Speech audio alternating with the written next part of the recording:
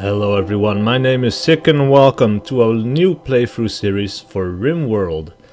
A new alpha has just hit and it is called Alpha 16, and this is the patch that I've been waiting for to start my Let's Play series, because every time a new alpha hits, basically it breaks the old colony that you've been playing, and I wanted to prevent that, but now, basically, right as of today, a new alpha has hit and we should be good to go for a while now. So, let's get started on a new colony, shall we? I will be playing the classic scenario, which is Crash Landed, where we have 3 Crash Landed survivors basically crashing down from space, and we have to try to get back off of it. And we start with 3 people. We have 800 silver, 30 packaged survival meals, 24 medicine packages, 30 components, a survival rifle, a pistol, a plasteel knife, 1 random pet, 450 steel and 300 wood. And in the map is scattered 3 ship chunks, 720 steel and 7 packaged survival meals. Right, let's continue on to the next bit and select our AI storyteller. And this is basically what determines the pace of the game. And there are 3 different options, and all 3 of these options have various difficulty settings. And the classic one is called Cassandra Classic, which creates story events on a steadily increasing curve of challenge and tension. And this is basically what almost every other game out there does, is where you start off with relatively easy tasks in the beginning or relatively easy challenges, and they ramp up in difficulty the further you progress. Then you also have Phoebe Chillax, which is more of a... it's more of an easy experience. There's a lot of time between disasters, and you have a lot of time to build your colony. But under higher difficulties, of course, shit will still go down. And finally, there is Randy Random. And as you see, Randy doesn't follow rules. He'll generate random events, and he doesn't care if they make a story of triumph or utter hopelessness. It's all drama to him. So this guy can throw you, or can throw a raider party at you that is way too big for you to handle. And he just doesn't care. It might wipe you off the map right away. But for this playthrough, I will be playing as with Cassandra Classic, but I will be playing on rough difficulty. It's a rough planet, threats can be quite dangerous, not recommended until you've got some experience with the game. Well, I've been playing this for a little while now. I'm not terribly experienced, but I feel like I've got a handle on most of the basic things enough, and that I can figure out the other things as we go along, that I consider rough to be a pretty good starting point now. And of course we will be playing in permadeath mode, as that is how the game is supposed to be played. And that means we only get 1 save, it only saves when we quit, and there will be no saves coming allowed, basically. Alright, next part. We can say we can create a new world based on a seed, and I think, of course, since my name is SiC, our seed is going to be SiC as well. Then we have globe coverage, and globe coverage, let's see, the planet is always the same diameter, but since it's far larger than needed for play, we don't generate to the whole surface because it can take a very long time. This is the percentage of the surface that you want generated. Well, okay, I'm just gonna go for 100%, even though that might take a little while. I don't really care about that too much. And this I'm just going to leave at normal for now. And let's generate this planet, shall we? It is going to take a little while. I did test this out before, but it's not going to take forever because I've got a pretty good computer. After this we will be selecting our settlers, or our first colonists actually, and I'm going to be looking for a few certain traits. Like I would prefer to have a farmer who's pretty good at growing, someone who's pretty good at hunting, and someone who's pretty good at either social. People who are social will be better at convincing other people to join our colony. So that's something that's very powerful, but if you have a very good researcher, well, you might get a lot of new technologies quicker. Anyway, we've made it to the planet, so let's start looking for a place to call home. We have a lot of icons all over the place, but there are several different things. Like, all of these belong to factions. For example, if I click on this little red house here, it belongs to the Ant-Vesni Pact. And all of these little houses of the same color belong to that same faction. And for example, this purple one is called Antidur. The lilac one or the blue one is called Henhisserora. All of these names are of course randomly generated. But yeah, these are all colonies that you can trade with, and this is a really big new feature of Alpha 16, is this 3D planets that you can go around and select your world in, because previously this was a 2D map, and that is no longer the case. We now have a fully 3D world. We can rotate all the way around across to the North Pole. Apparently there are some people living here, but they're only joined by pirates there. Very bad place to be, nothing will really grow. And I'm leaning towards a temperate area, a temperate forest, because I think that is pretty much, yeah, I think that feels like the safest place to be, actually. And I actually kind of like, what is this, boreal forest? Actually, I like the sound of boreal forest a lot. Should we go here? I think we should, and probably maybe on one of these hill tiles or something like that. Pretty close to water, maybe on this one. This would be a pretty good place. These mountains would keep us a little bit safer from the pirates. We have people to trade with close by, we have water. Not sure how much good that is going to do us, but yeah, I'm liking this location. We have deserts close by, we have some other climates nearby. Let's go for this place. And next up, of course, we have our character creation screen. And these are all randomly generated as well. And yeah, let's have a look at what our random selection is to start off. We have a worker, Victor Villan Moose.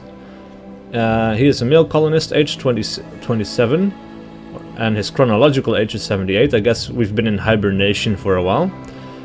His childhood was as an Rimworld urchin. The Rimworld's ancient and deep industrial cityscapes bursting with humanity and poison. Violen grew up in the dark, unwanted reaches of such a place. He had to fight for every scrap of food.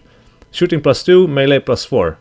Actually, that's pretty good. He can be a very defensive person. He can have, apparently, he's a strong master of animals, so that could be very powerful.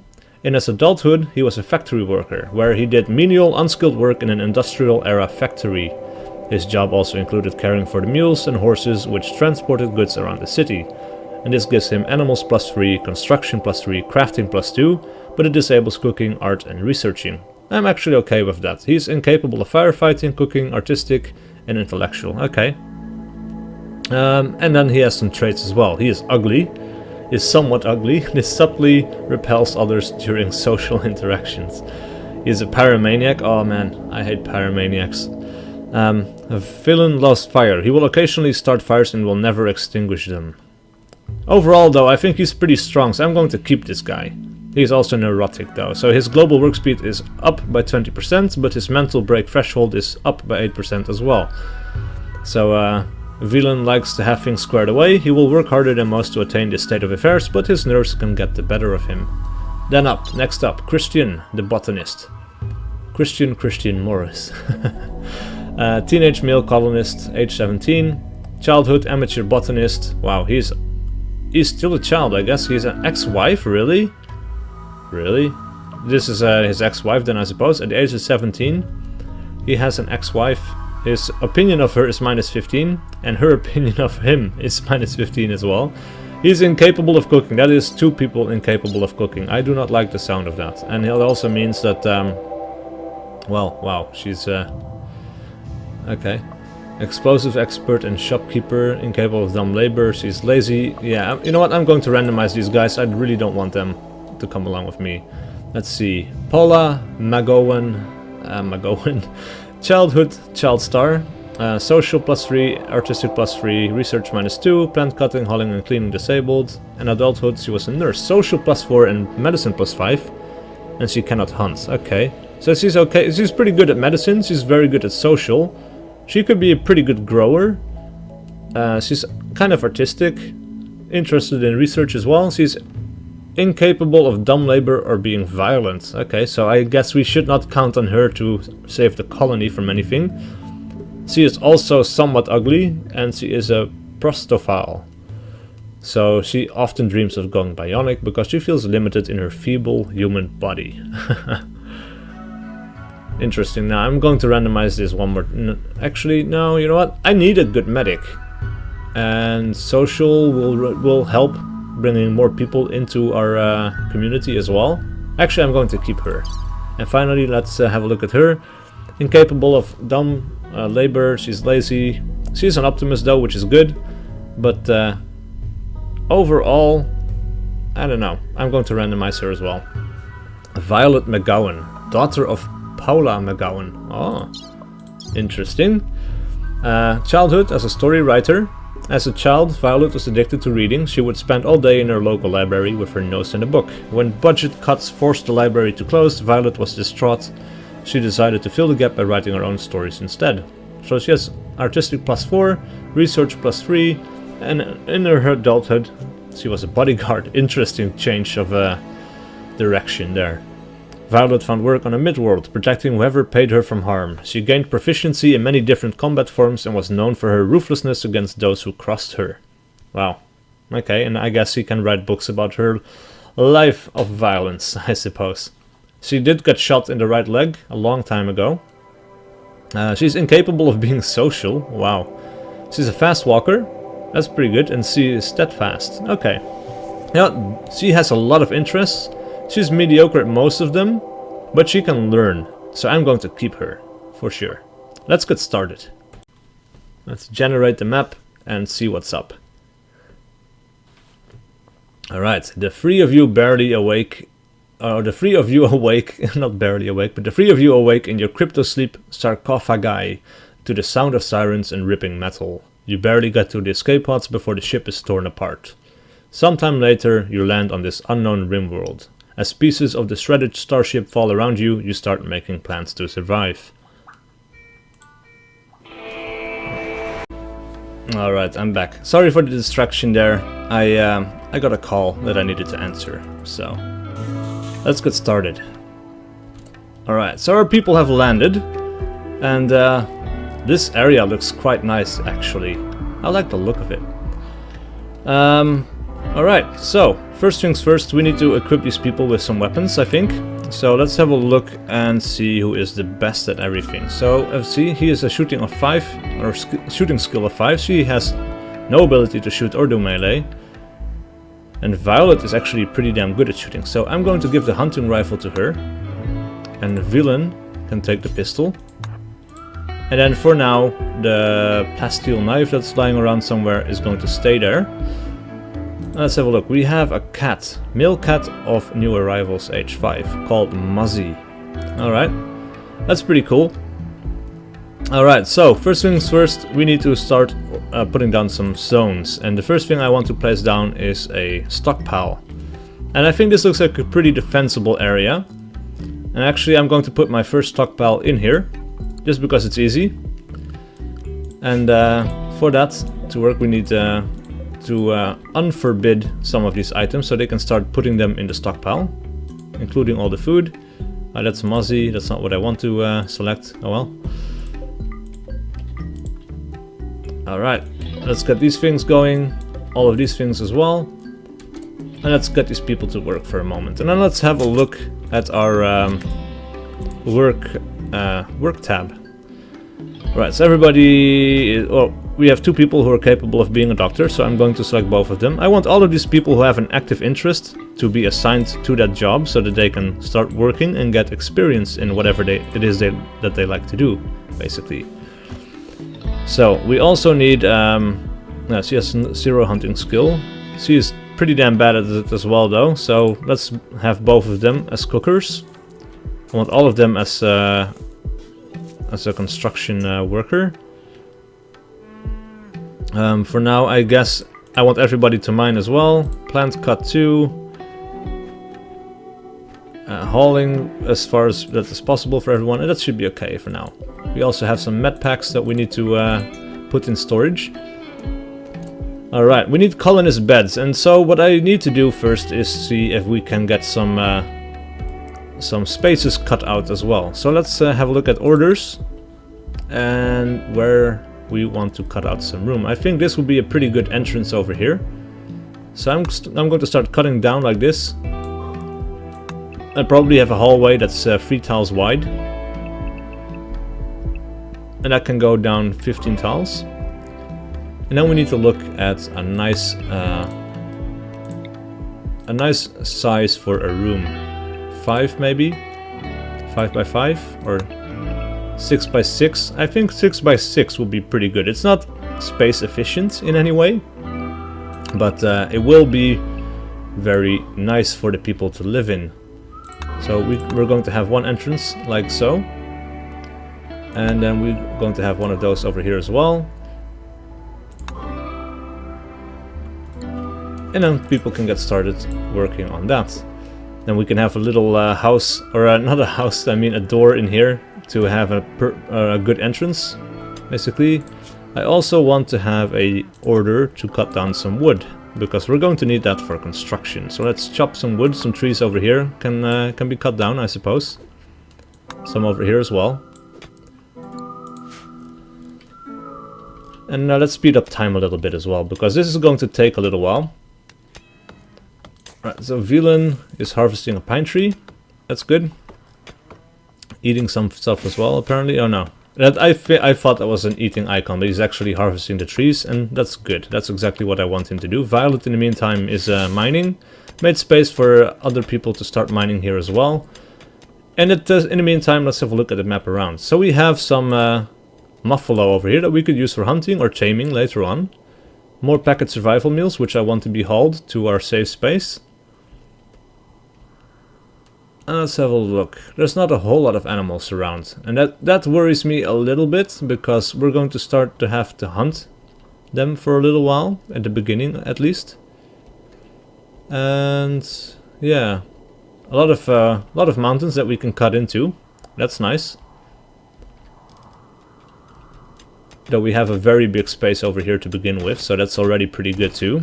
Let's see, we also need for furniture, we're going to have some sleeping spots. For now, I'm going to have them in here, so that people have a place to go. And we're going to have an animal sleeping spot in the corner there. Some people have a minor break risk. That is probably because they're working in the dark, so I'm going to have to go to furniture and place a torch lamp. And I'm just going to place one right there. And then later on, they can all have a torch inside their own home. I think this should help. Yeah, there we go. That made people a little bit happier. And it's almost nearing our first night. So maybe for furniture I'm going to have to want to place a torch lamp in here as well. Let's have, let's see, Violet is eating. Let's have her build the lamp first. Yeah, there we go. Good. Then we have our first night coming along. They got surprisingly far with cutting all of these rocks away, by the way. I'm happy with that. So, let's see. For now we have 24 medicine, 800 silver, 30 components, 300 steel, 56 wood, 23 packaged survival meals. That is not going to last forever. Ah, we have some stuff over here as well that we need to unforbid. All of this stuff is scattered around the map, and it's not all that easy to find sometimes. So we're going to have to keep a lookout for these things. Right, our people are back awake. That's good. And let's see, let's have orders for harvesting some of these plants that are around. We can harvest this berry bush over here. We have a lot of them over here as well, so let's harvest these too, get some berries. And then people can use that for food or cooking later on as well. Alright, structure, door. We should get a door in both of these places. Ah, now they're in the dark again. Okay, that's good to know. So let's get a torch lamp in the corner there.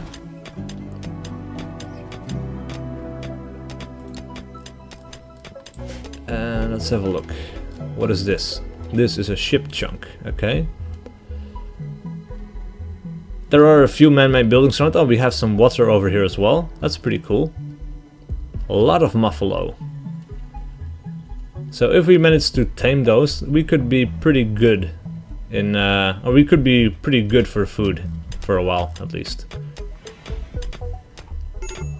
Alright, major break risk, McGowan. Why? What are your needs right now? Uncomfortable, in darkness, ate without a table, stepped on the ground, prostafile, lacks bionic parts. Okay. Yeah, there's a lot of negative things right now. That means we're going to have another torch lamp. I'm going to place one right there. And what else do we need?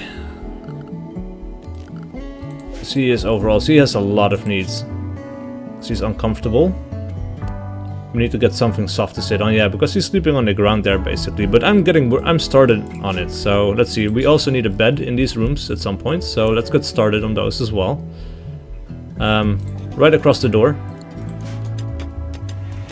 I mean, the sooner these guys get this done, the better it will be for them. But of course, that is something that the AI determines, and it's all based on whether they are good or willing to do certain jobs as well. Luckily, they're all willing to mine, which helps with construction of the basic early stuff. Let's see, we needed another door for the entrance. I'm going to place that one down there, and I'm going to need a door in here as well. And let's see, furniture, another torch lamp. I'm going to put that one up in the corner there. Everybody is back asleep.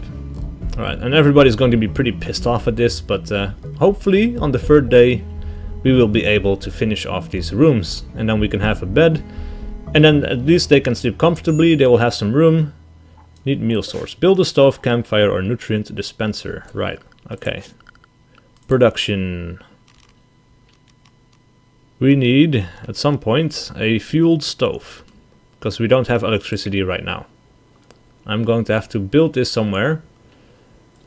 Later on, I suppose. I'm going to have to make another bigger room once these rooms are finished and these people have a place to sleep.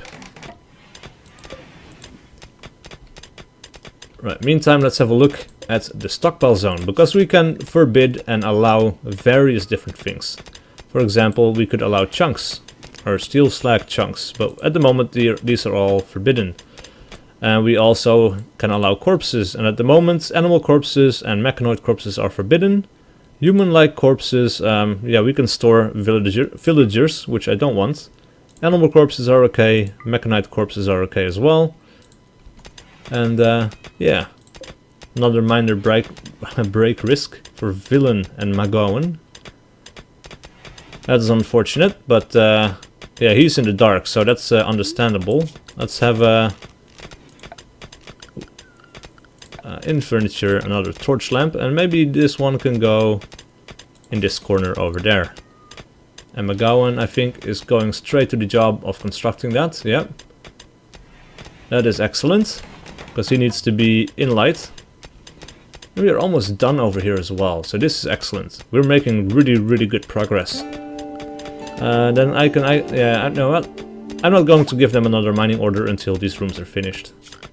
Let's have another bed right there. It's slowly turning back into night, which is it's a little bit annoying. Ooh, we got visitors. Okay, let's have a look. A group from Henhis Aurora are visiting the colony. They seem to have a few items to trade. Rusty and Vadim. Alright. Cool. People are welcome over here. Let's yeah, right, so 2 beds are finished. Hopefully they can get this done before the night arrives, and we can have a third bed for everybody. Let's see. Watching the sunset, Violet. Alright, that should make her a little bit happier. Let's have a look at her needs. I think that spacious interior, new colony optimism, 8-5 meal. Oh yeah, okay. Didn't really specifically mention anything like that, but I know she likes it. I know she does. Right, let's also order down this bed. Villain, can you prioritize working on the wooden bed, please?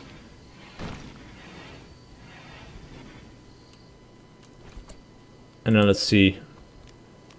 Set owner. McGowan. And then this one can be for Violet. And then the next one, there they go. They go to their own beds now, right away. That is excellent. Let's set this owner to Villain. And everybody has a bed now. That is excellent. And so while they sleep, I'm going to slow down time again. And let's have a look at mining another room. So probably what I want to do is I want to keep this area for more rooms, or more bedrooms for later on. And I might want to build another exit over here somewhere to have like a common room. I think, yeah, 12 by 12 over here would be pretty cool. We can have an entrance like so, or maybe even like so. They can start digging that out tomorrow morning, and we can have like, yeah, like I said, the common room over here, or like the common area. You know what? This doesn't have to be perfectly symmetrical. Let's get a hallway going here,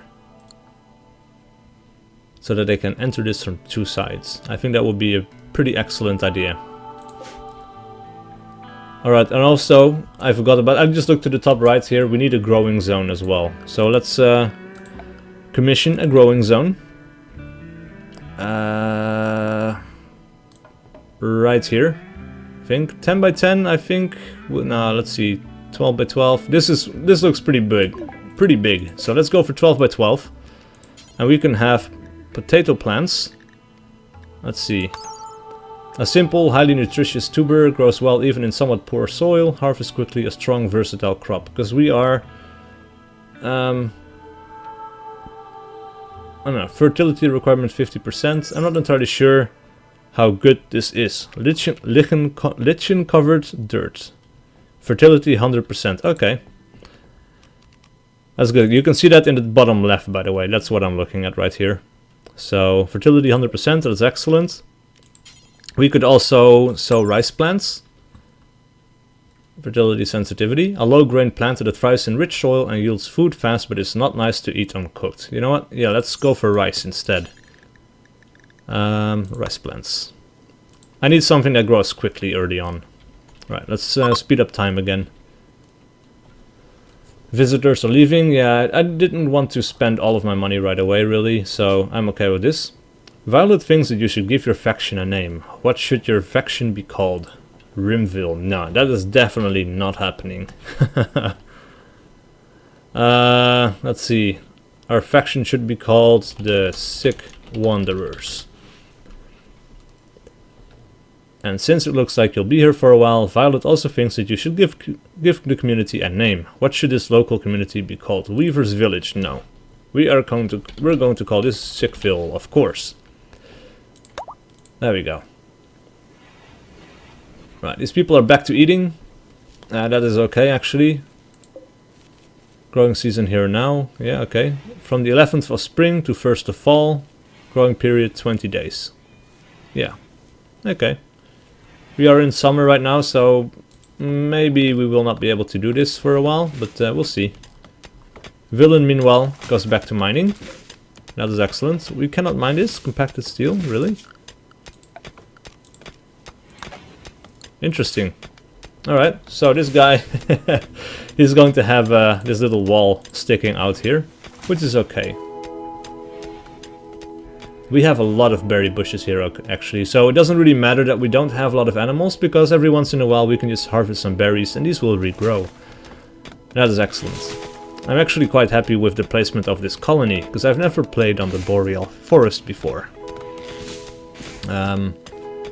And I think this will actually be a pretty good place to leave you at the moment, because I think we've reached about the half... Ooh, you know what? A local squirrel has gone mad. We will have to deal with this first before we can do anything else. It will attack everyone it sees, so let's jump to its location and then let's hunt it. McGowan cannot hunt, so I'm going to draft her. I'm going to move her inside. Villain gets drafted and moved outside. And let's see, Violet, let's draft you. And let's prioritize you at firing at the squirrel. Ooh, wow. She is a dead shot. Excellent. All of these people can go back to work. Right, then this is going to be the end of this episode. Please like and subscribe if you enjoyed this content, and I will see you guys for the next video.